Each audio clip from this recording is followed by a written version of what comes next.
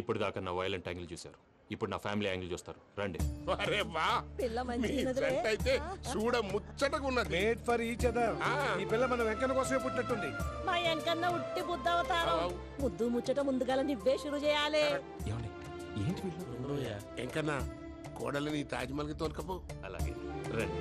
నువ్వు రామ్మా, రా, రా. ఏ యూరప్, మీరు అడగనుక డిస్టర్బెన్స్. రే మైసమ్మ, ఇలాగ మన గోడౌన్లో బస్సు ఏర్పాటు చేయి.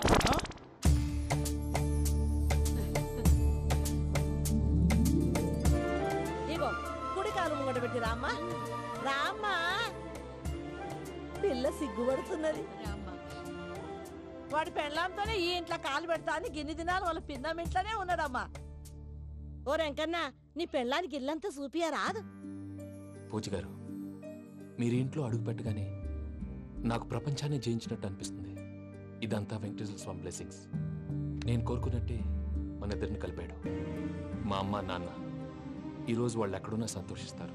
అమ్మ ఎప్పుడు అనేది భార్యని మహారాణిలా చూసుకోవాలని, అందుకే ముందుగానే అన్ని సమకూర్చాను. ఏంటి పూజ, ఏమైందండి? మీ అమ్మ వాళ్ళు గుర్తొచ్చారా? ఒక్క నిమిషం. అమ్మా పూజ, ఎలా ఉన్నావమ్మా? బాగున్నానమ్మా. నువ్వేం భయపడకమ్మా, వెంకి నిన్ను బాగా చూసుకుంటాడన్న నమ్మకం మాకుంది.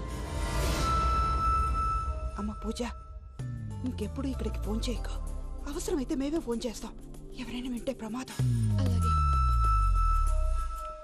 ఇప్పుడు మీకు ధైర్యంగా ఉంది కదండి? మీరు నాకన్నా సెన్సిటివ్ అండి. నేనన్నా అప్పుడప్పుడు అబద్ధాలాడి లంపలు వేసుకుంటాను. మీరు అబద్ధాలు ఆడరు, ఎవరిని హర్ట్ చేయరు. మరీలాగైతే బతకడం కష్టం సుమా అండి. ఏంటి ప్రసాద్ గారు ఇది? మనం ఇక్కడ కూర్చుని దిక్కుమాలలో టీ తాగుతున్నాం. వీళ్ళని చూస్తుంటే నా కళ్ళ ముందే వాళ్ళిద్దరికి పెళ్లి చేసేలా ఉన్నారు. ఏం చేయమంటావు భయ్యా, సిచ్యువేషన్ అలా వచ్చింది. అదిగో ఆవిడ చూడు, పావు నవ్వుతున్న పావునవ్వులా లేదు. ఆవిడ దగ్గరికి వెళ్ళి మన మ్యాటర్ చెప్పి పూజను తీసుకొని మన దారిని మనం వెళ్ళిపోతాం. నారాయణ హోటల్ 50 లీటర్లు. రాసే లెక్కలని. నమస్తే అక్క. నమస్తే నమస్తే. నీతో ఒక ముఖ్యమైన విషయం మాట్లాడు. మాట్లాడు. ఏంద్రా నీ లొల్లి? ఇక్కడ నేను పెద్ద మనిషితో మాట్లాడుతున్నా. శంకర్ గారు దొరికిండాడు. ఏంద్రా శంకర్ గా? ఎన్ని దినాలు నా కళ్ళు కప్పి తిరుగుతావు నా బట్టే బాచ్.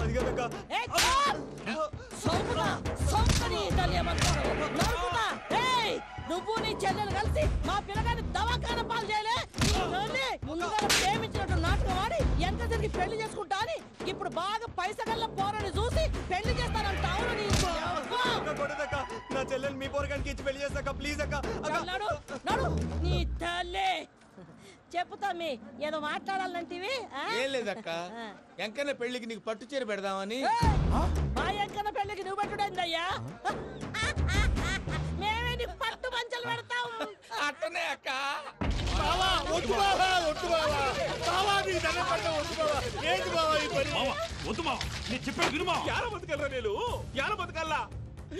రాత్రి నా కొడుకు కల్లోకి వచ్చి యాడో రోడ్డు మీద ఉండాల్సిన వాళ్ళను ఇంట్లోకి తీసుకొస్తే నా బిడ్డను రోడ్డు బాగా చేస్తారా అని నన్ను నిలదీసి అడిగినాడు.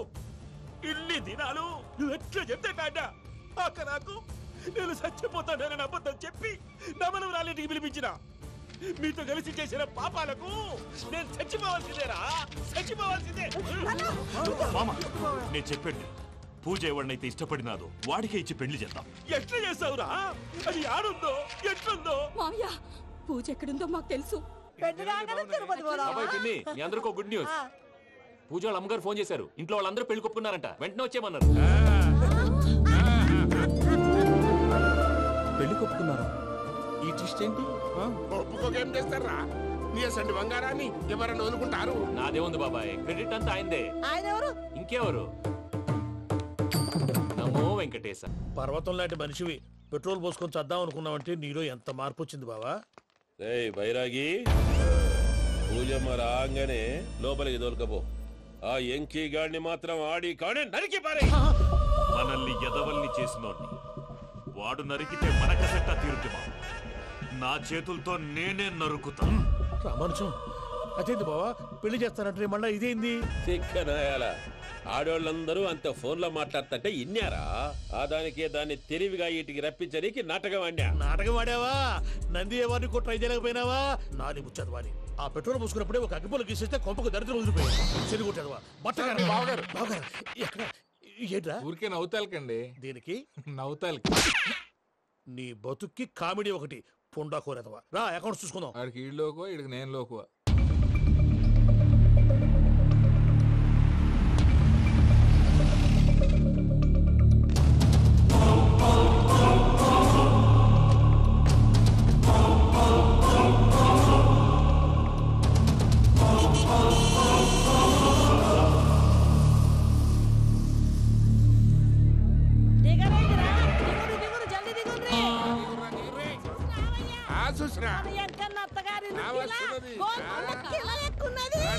వెంకటరమణ వీళ్ళు వచ్చారంటే మా వాళ్ళు లేకుండా నా పెళ్ళి ఎలా అవుతుందండి? నేనే రమ్మన్నాను. రండి రండి.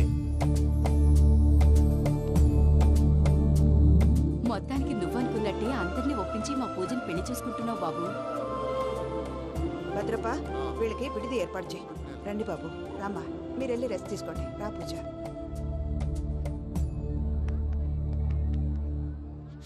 ఏంటి ప్రసాద్ గారు ఇక్కడ రాగానే చెప్తాను చెప్పలేదే?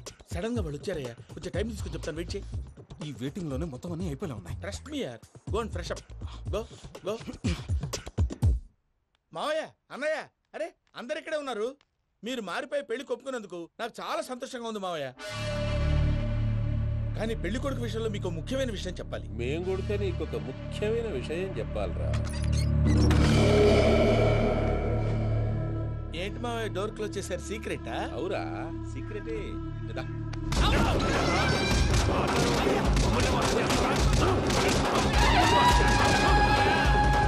ఆ ఎంకి గారితో కలిసి మమ్మల్ని తోలు బొమ్మలాడిస్తావా? అంటే మీరు మారలేదా? ఏమిరా మారేది? ఇంటల్లు కాబట్టి ఇడిచి పెడతాడా? ఆ ఎంకి గారిని ముక్కలుగా నరికి ముందనుకున్నట్టుగానే రేపు పూజలు నా మనవరికిచ్చి పెళ్లి చేస్తా. అది నన్ను కొట్టినంత ఈజీ కాదు మావయ్య. ఆడ వెనకాల వచ్చిన కూడా మీట్ అయిపోయింది. భైరాగి ఆళ్లగడ్డ నరసింహకు ఫోన్ చేసి వాని మనుషులు మొత్తాన్ని తోలమని చెప్పు. సార్ అసలు విషయం చెప్పేశారా? లేదు భయ్యా, వాళ్ళు కొత్త విషయం చెప్పారు. ఏంటండి ఎప్పుడు ఏదో ఒకటి కహానీలు చెప్తారు. మీ వల్ల కాదుగా నేనే వెళ్ళి చెప్తాను. నువ్వంత స్ట్రాంగ్ గా ఫిక్స్ అయితే వెళ్ళి చెప్పుకోవయ్యా. వెళ్లే ముందు నీ అడ్రస్ ఇచ్చేళ్ళు. ఎందుకు? నీ చావు కబురు ఇంట్లో చెప్పాలి కదా. ఏంటండి మీరు మాట్లాడేది? వాళ్ళు మనల్ని పిలిచింది పెళ్లి చేయటానికి కాదు, మరి పిండం పెట్టాలి. మీ వాళ్ళ ఇంటి నీకు అర్థమైంది కదా. మనం వెంటనే పారిపోవాలి. పద. మరి వెంకీ? ఏంటి వెంకీ? మీరేదో సరదాగా అతనంటే ఇష్టం ఉన్నట్టు నాటకం ఆడారు. దాన్ని మీ మావయ్య కంటిన్యూ చేసి ఇక్కడ దాకా తీసుకొచ్చాడు. ఈ రోజు కాకపోయినా రేపైనా అతనికి నిజం తెలుస్తుంది. అప్పుడు నువ్వెవరో అతనెవరో.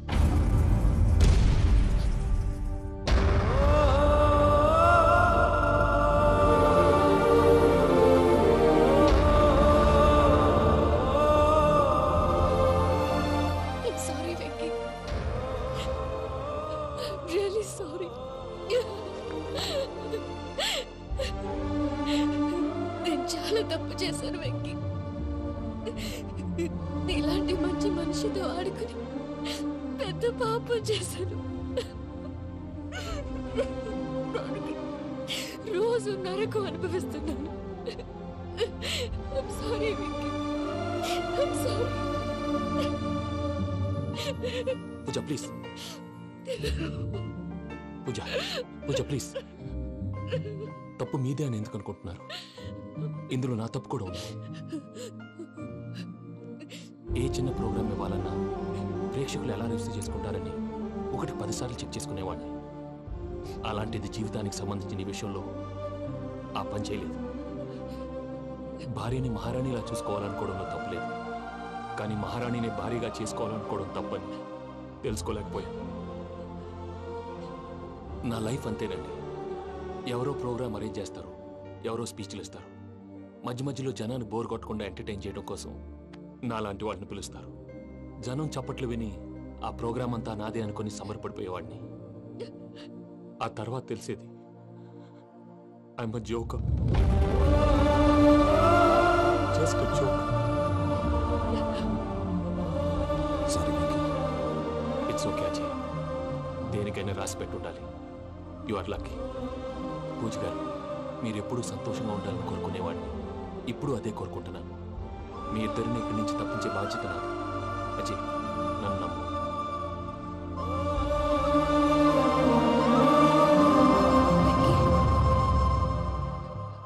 కోపం లేదా? జస్ట్ కొంచెం బాధగా ఉంది. అక్కడ మా వాళ్ళందరూ సంతోషంగా ఈ విషయం వాళ్ళకి ఎలా నో ప్రాబ్లం, నేను మేనేజ్ చేస్తాను.